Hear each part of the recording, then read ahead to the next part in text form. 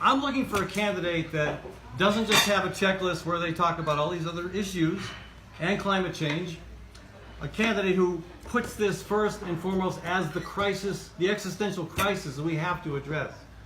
And you've got a great track record on this.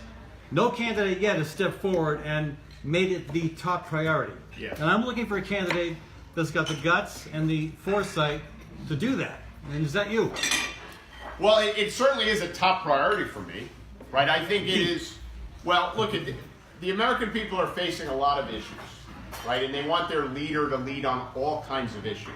We've got racism in this country, we've got economic inequality, we've got climate change we've got to deal with, we've got a broken criminal justice system, we've got a broken immigration system, we've got some very pressing issues.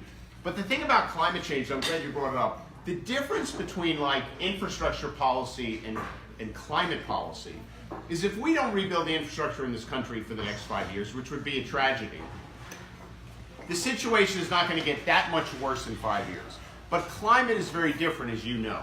We are running out of time on climate change. It's an exponential problem. It gets increasingly worse each year. And so what is important to me on climate is real action now. This is not an issue we should talk about for another 5 or 10 years.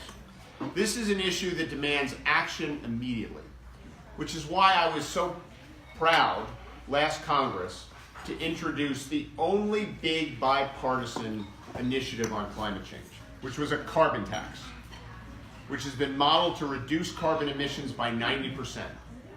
And I worked for years to build a coalition to get it done on a bipartisan basis. Because as I said, every great thing this country's ever done, if you look back over time, that's endured, was done when we built big coalitions. And I'm a coalition builder. And I believe in my first year in office, I will get past a big bipartisan carbon tax bill. It'll be transformative.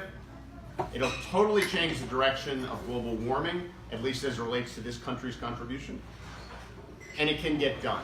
And the way I can get it done is by getting every Democrat to support it and all of the Republicans in coastal states. That's the coalition we need. We may not be able to get your 2 senators here, but we can get senators and we can get Republican senators in coastal states. So that's the first part of my climate strategy, carbon tax. The second thing is I'm calling for a 5-fold increase in the Department of Energy research budget. Because if we want to live in a carbon-free world, we need some innovation in battery storage and energy transmission. And the American way has been to solve big problems with innovation. So I'm calling for an increase in the Department of Energy research budget from $60 billion over the next 10 years, which is what's projected to be, to $300 billion, a moonshot around innovation. I believe there's a young woman or young man in this country who can solve these vexing problems, but they need to be in the right lab. And then I'm calling for an increase in investments in sustainable infrastructure and a bolstering to the renewable tax credits. Those 4 things, carbon tax, moonshot on energy research, sustainable infrastructure, and boosting renewable tax credits, that will slow climate and ultimately put us in a position to solve it. And we can have 0 carbon emissions by 2050, which is my goal, and that's a goal we can hit.